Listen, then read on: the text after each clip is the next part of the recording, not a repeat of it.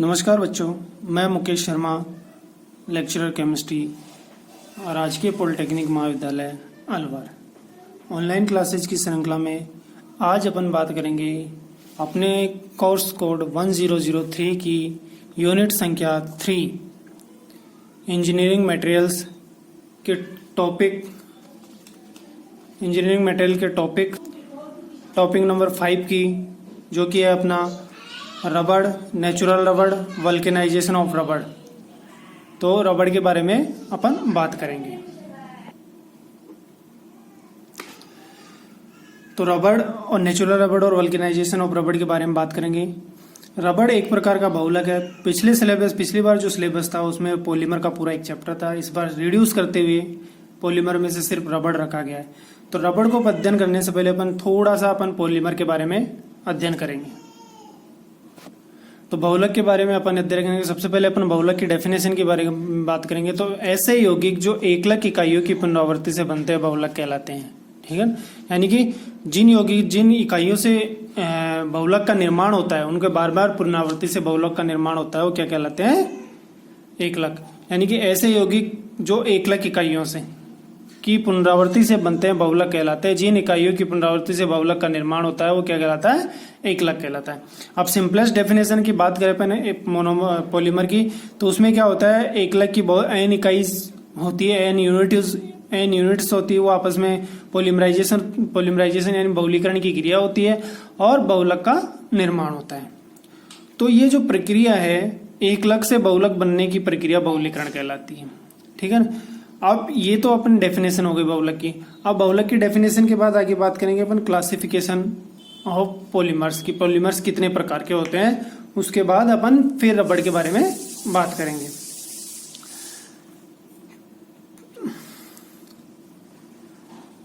समान अथवा भिन्न संरचना वाले सरल एवं कम अणुभार वाले अणु आपस में मिलकर सरल एवं जटिल तथा अधिक अणुभार वाली इकाइयों का निर्माण करते हैं, जिन्हें बहुलक कहते हैं। ये प्रक्रिया बहुलीकरण कहलाती है। एग्जाम में अगर पूछ लिया जाए कि बहुलीकरण की प्रक्रिया बहुलीकरण क्या है, तो सिंपलेस्ट जो डेफिनेशन है वो है समान अथवा, यानी समान सेम यूनिट्स भी हो सकती है और अलग अलग यूनिट्स भी हो सकती है। यानी कि जो पॉलीमर बन रहा है, जैसे अपन सिंपलेस्ट रिएक्शन के थ्रू अपन पॉलीमर का बात करें, अगर मैं कहूं A + A, तो ये हो जाएगा A। एन यूनिट से आगे जुड़ती जाएगी तो Na। और मैं कहूं Na + Nb, तो ये हो जाएगा AB की एन यूनिट्स आपस में जुड़ेगी और इसका नाम, यानी कि एक जैसी यूनिट्स भी आपस में मिल सकती है और दो अलग अलग यूनिट्स भी आपस में मिल सकती है। तो इन जब यूनिट्स के आपस में मिलने से जो जटिल यौगिकों का निर्माण होता है या फिर अधिक अणुभार वाले यौगिकों का निर्माण होता है, उसे कहते हैं अपन बहुलक। तो ये तो क्या है अपना बहुलक। ठीक है, और एक ये अपना एकलक। ठीक है, और जो प्रोसेस है, जिस प्रोसेस के थ्रू बहुलक का निर्माण होता है, उसको बोलते हैं अपन बहुलकीकरण। ठीक है, यानी कि एकलक इकाई एकलक से बहुलक बन रहा है और बहुलक के बनने की जो प्रक्रिया हो गया बहुलकीकरण, या इसको बोलते हैं अपन इंग्लिश में पॉलीमराइजेशन।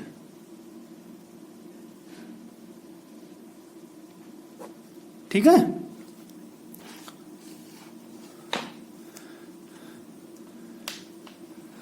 पॉलीमराइजेशन के बाद अपन एकलक की बात कर ली। जो अगर सिंपलेस्ट एकलक की डेफिनेशन की बात करें, तो वह पूर्ण इकाई जो एक बहुलक में बार बार आती है एकलक इकाई कहलाती है। यानी कि उसकी जिसका रिपीटेशन होता है, इसको इंग्लिश में बोल सकते हैं रिपीटेशन स्ट्रक्चरल यूनिट।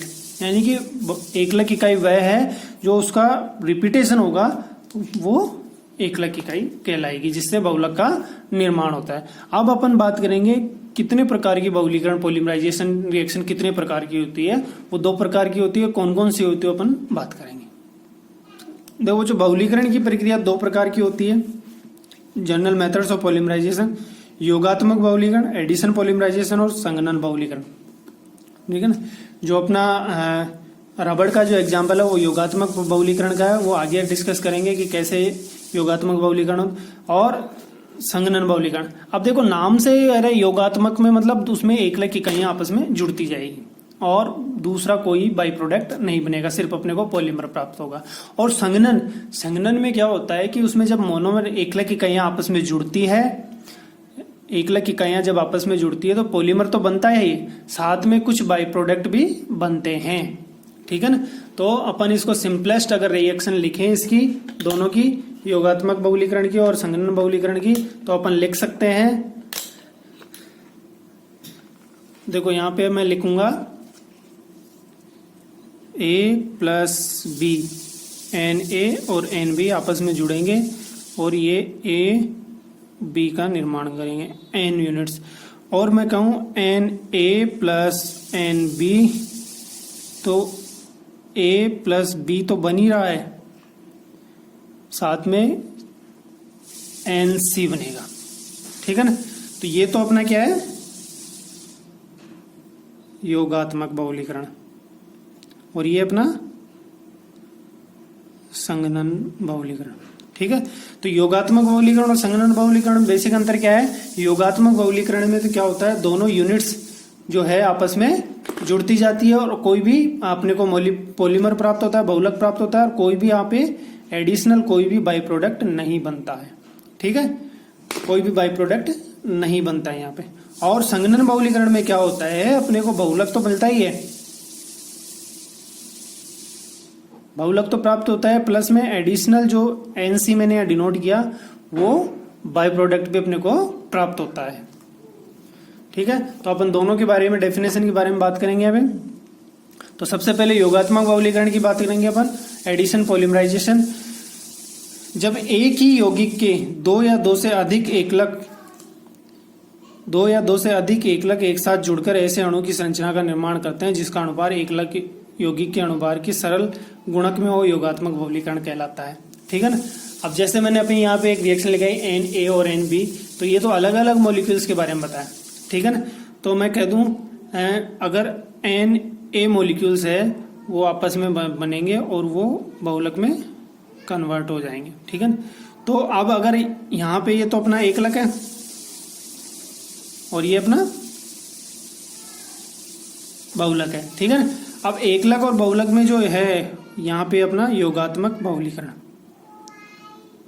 ठीक है। अब योगात्मक बहुलीकरण से जो बहुलक प्राप्त हो रहा है उसका जो अणुभार है उसके एकलक के अणुभार के n गुणक होगा, n टाइम ज्यादा होगा। n टाइम मतलब जितने एकलक यूनिट्स काम ले रहे हैं अपन उसके n मतलब जितने एकलक यूनिट इकाइयां अपन काम कर ले रहे हैं, एकलक इकाइयां काम ले रहे हैं उसके n टाइम्स होगा। यानी कि जैसे अगर इसका अणुभार योगात्मक अगर इसका अणुभार 10 है और अपन ने 10 यूनिट ली, ठीक है ना, n की वैल्यू यहाँ पे 10 है, n बराबर 10 है, ठीक है। तो 10 यूनिट ली तो एक यूनिट का 10 है तो इसका कितना हो जाएगा, n टाइम मतलब 100 हो जाएगा, ठीक है ना। तो जितने एकलक इकाइयां नंबर ऑफ एकलक इकाइयां लेंगे तो बहुलक का अणुभार उसके उतने ही गुणा होगा, ठीक है। और जो योगात्मक बहुलीकरण के हैं सिंपलेस्ट जो अपने एग्जाम्पल है पॉलीथीन, पॉलीस्टाइरीन, पॉलीविनाइल क्लोराइड तथा रबड़,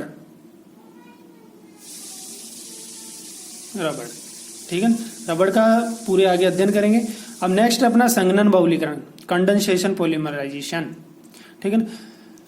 संघनन बहुलीकरण में सामान्यतः एकलक अणुओं के मध्य संघनन होता है। संघनन का मतलब आपस में जुड़ना, संघनन का मतलब होता है जब दो यूनिट्स आपस में जुड़ती है तो प्रोडक्ट के साथ साथ बाई प्रोडक्ट भी अपना प्राप्त होता है।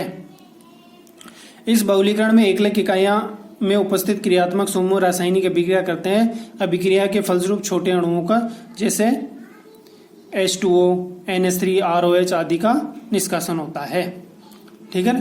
तो जैसे मैंने बताया था रिएक्शन में कि A plus B AB polymer बना रहे हैं परंतु C बाई प्रोडक्ट बनता है। और योगात्मक बहुलीकरण में अगर A प्लस बी दो अलग अलग प्रकार की यूनिट्स मोनोमर यूनिट्स आपस में मिल रही है और योगात्मक बहुलीकरण हो रहा है तो उसमें पॉलीमर AB प्राप्त होगा, उसमें बाई प्रोडक्ट कुछ भी प्राप्त नहीं होगा, ठीक है ना। इसका सिंपलेस्ट एग्जाम्पल है टेरिलीन, ठीक है। अब अपन बात करेंगे रबड़ एक प्रकार का बहुलक पॉलीमर होता है। जो रबड़ अपन जो यूज करते हैं, जो भी अपन रबड़ के जो प्रोडक्ट्स यूज करते हैं, वो एक प्रकार के बहुलक होते हैं। रबड़ के पेड़ से हेविया ब्रेसिलेंसिस के क्षीर से प्राप्त किया जाता है। रबड़ के पेड़ से प्राप्त क्षीर में 30 से 60% तक रबड़ होता है। इसके अलावा 3.3% प्रोटीन, 0.25 शर्करा होती है। क्षीर से रबड़ को 1% एसिटिक अम्ल, जो अपन लेटेक्स प्राप्त करेंगे पेड़ से, जो भी अपन रबड़ के पेड़ से लेटेक्स प्राप्त करते हैं, उससे अगर अपने को रबड़ को अलग करना होता है तो क्या करते हैं, 1% एसिटिक एसिड सॉल्यूशन के द्वारा उसको कोगुलेशन की मेथड द्वारा अलग किया जाता है, स्कंदित द्वारा अलग किया जाता है। ठीक है। रबड़ दो प्रकार के होते हैं, प्राकृतिक रबड़ और कृत्रिम रबड़। कृत्रिम रबड़ जो अपना जो नेचुरल रबड़ है, और दूसरा है सिंथेटिक।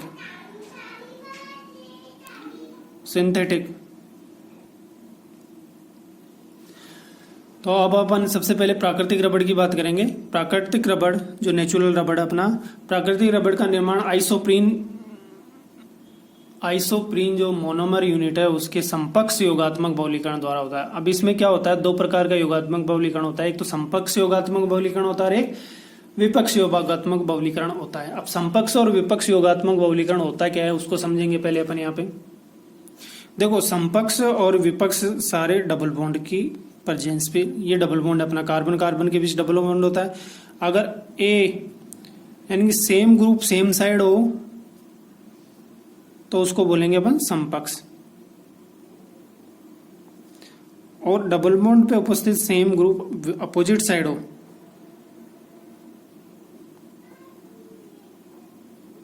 तो इसको बोलेंगे अपन विपक्ष, विपक्ष समावयवी, और इसको बोलेंगे अपन समपक्ष समावयवी। ठीक है। तो डबल बॉन्ड पे जो ग्रुप्स अटैच हैं उनकी पोजीशन के आधार पर दो प्रकार के आइसोमर होते हैं, एक तो संपक्ष समावयवी होता है और एक विपक्ष समावयवी होता है। संपक्ष में क्या होता है, तो जैसे देखो अब यहाँ पे ए समान प्रकार के ग्रुप डबल बॉन्ड के एक साइड है, दोनों ए ऊपर की तरफ है और बी नीचे की तरफ है, तो ये क्या हो गया अपना संपक्ष हो गया। और विपक्ष में क्या होता है, जो सेम ग्रुप है वो अपोजिट डायरेक्शन में होता है। जैसे अब इसमें ए की बात करें अपन, ए यहाँ पे और बी दूसरा ए यहाँ पे, दोनों अपोजिट डायरेक्शन में है, तो ये विपक्ष समावयवी हो गया।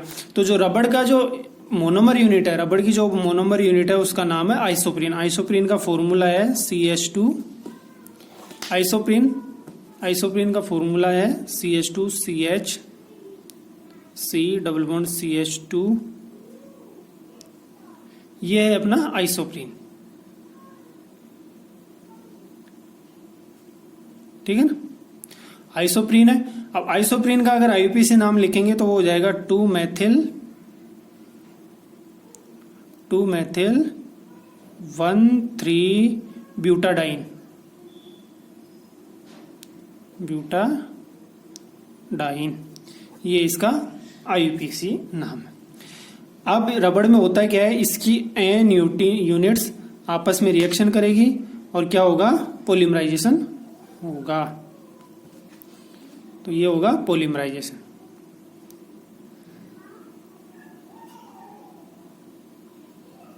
बहुलकीकरण। ठीक है। बहुलकीकरण के आधार पर दो प्रकार के प्रोडक्ट बनेंगे इसमें। ठीक है ना, वही एक तो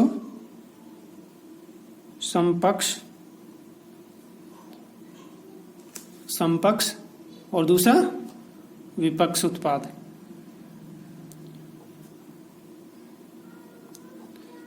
और ये उत्पाद, दो प्रकार के उत्पाद बनेंगे, समपक्ष उत्पाद और विपक्ष उत्पाद। अब इसमें क्या होता है कि यहां तो अपने पास समपक्ष विपक्ष कुछ भी नहीं है, क्योंकि डबल बॉन्ड पे सेम ग्रुप है, डिफरेंट ग्रुप नहीं है। परंतु जो प्रोडक्ट बनता है उसमें जब डबल बॉन्ड की पोजीशन चेंज हो जाती है, यहाँ पे डबल बॉन्ड टर्मिनल एंड पे, उसमें क्या होगा, डबल बॉन्ड कहाँ आ जाएगा, जो अब यहाँ पे डबल बॉन्ड 1, 2, 3 और 4, 1 और 3 कार्बन पे है, और जो प्रोडक्ट बनेगा उसमें डबल बॉन्ड आ जाएगा 2 और 3 कार्बन के बीच में आ जाएगा। तो जो वो डबल बॉन्ड बनेगा 2 और 3 कार्बन के बीच, उस पर जो उपस्थित ग्रुप है उसके आधार पर 2 प्रकार के उत्पाद प्राप्त होंगे अपने को, समकक्ष उत्पाद और विपक्ष उत्पाद। जो समकक्ष उत्पाद प्राप्त होगा उसको बोलेंगे अपन प्राकृतिक रबड़,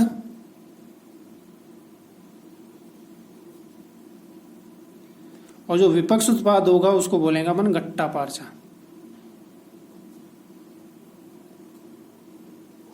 ठीक है, अब अपन इसकी रिएक्शंस के बारे में बात करेंगे।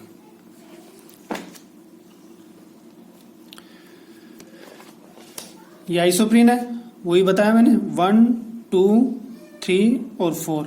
डबल बॉन्ड कहां पे स्थित है? कार्बन नंबर 1 पे और 3 पे।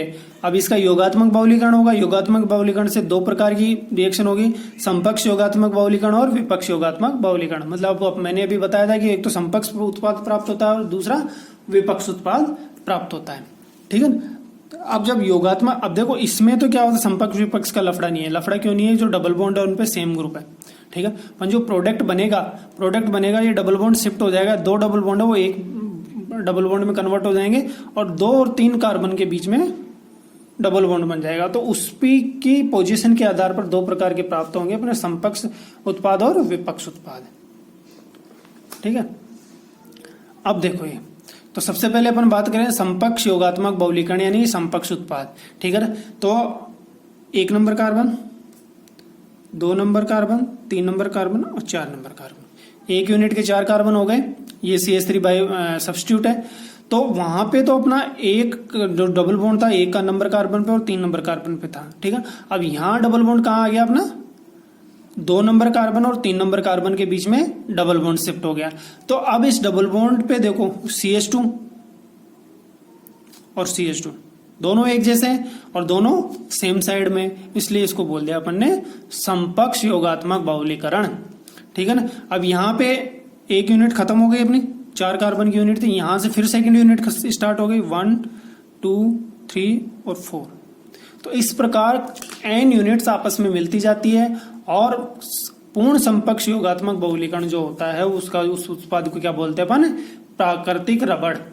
ठीक है, अब विपक्ष उत्पाद की बात करें। विपक्ष का मतलब होता है, अब जैसे कार्बन संख्या 1 2 3 और 4, सेकेंड यूनिट का 1 2 3 और 4। अब देखो इस पे CH2 ये इधर है, दूसरा CH2 इधर है। ठीक है,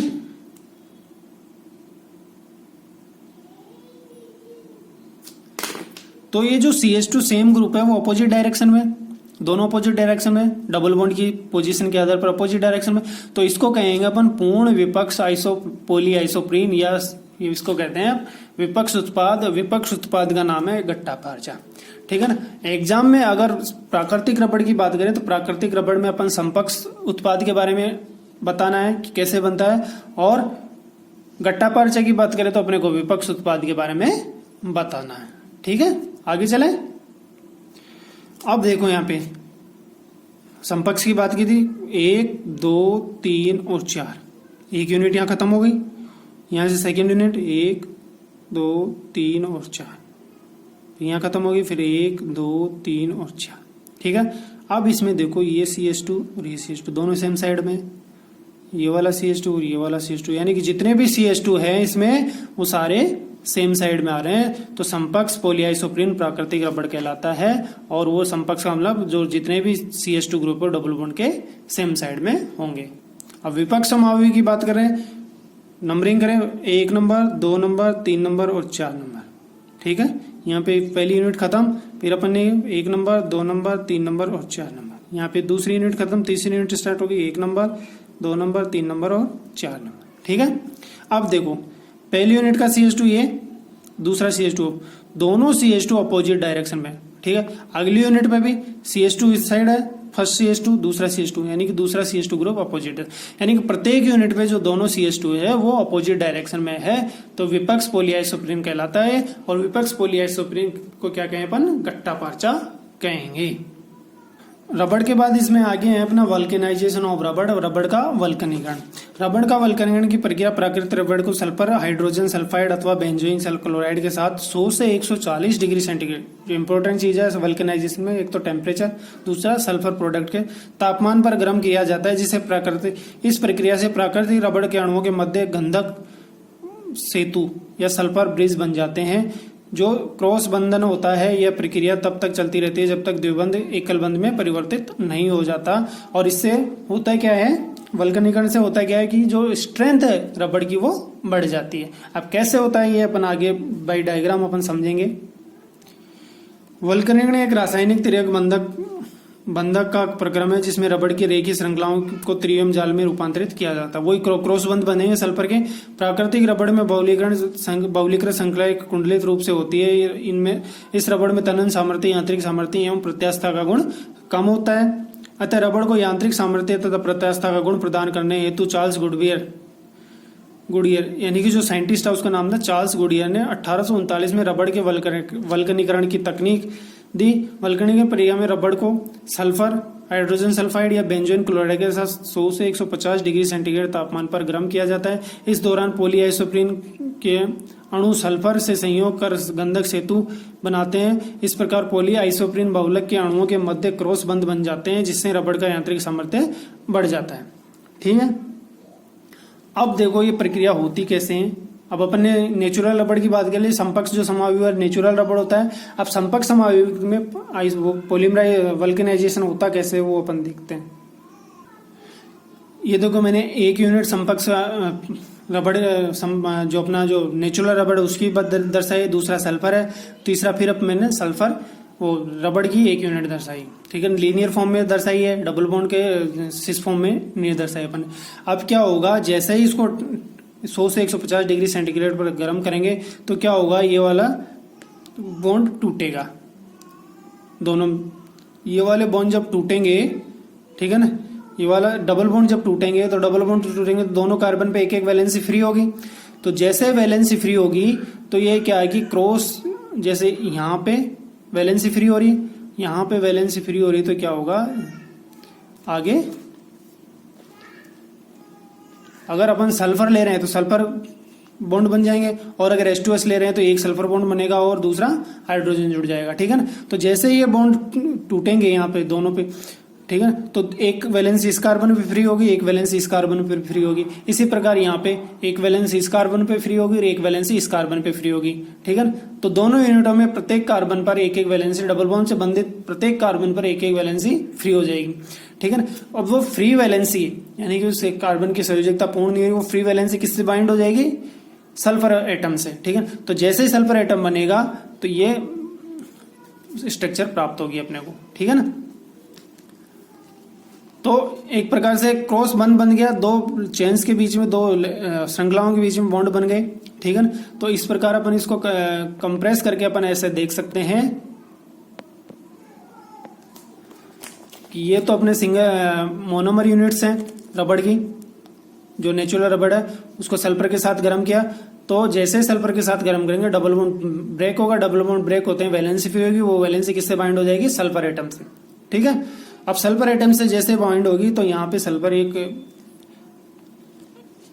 क्रॉस सल्फर बाउंडेड एक प्रोडक्ट बनेगा, उसको बोलेंगे अपन वल्कनीकृत रबड़। ठीक है, ठीक है, वहां अपन ने लीनियर फॉर्म में समझा था, अब यहाँ डबल बॉन्ड के सिस फॉर्म में समझेंगे। जैसे मैंने सिस फॉर्म दर्शा रखी यहाँ पे सल्फर नेचुरल रबड़ की, दोनों दो मॉलिक्यूल ले नेचुरल रबड़ के, H2S के साथ सल्फर गर्म किए, यहाँ पे वहां सल्फर के साथ गर्म कर रहे थे, यहाँ हाइड्रोजन सल्फाइड के साथ गर्म कर रहे हैं।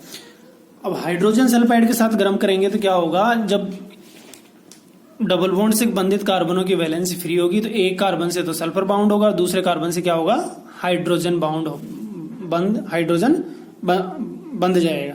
ठीक है ना, तो ये दो मॉलिक्यूल्स हाइड्रोजन सल्फाइड के साथ जब गर्म किया, वल्केनाइजेशन जब हुआ, तो ये इस प्रकार अपने को क्रॉस सल्फर बॉन्ड प्राप्त होते हैं।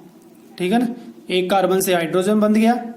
ठीक है ना, यहाँ पे जो डबल बॉन्ड था वो जब ब्रेक हुआ, दोनों की वैलेंसी फ्री हुई, तो एक कार्बन से हाइड्रोजन अटैच हो गया, दूसरे से सल्फर अटैच हो गया। इसी प्रकार दूसरी यूनिट के एक कार्बन से सल्फर अटैच हो गया, दूसरे से हाइड्रोजन अटैच हो गया। नेक्स्ट डबल बॉन्ड करेंगे, नेक्स्ट डबल बॉन्ड पे चलेंगे तो एक कार्बन पे हाइड्रोजन अटैच हो गया, दूसरे पे सल्फर अटैच हो गया, ठीक है ना।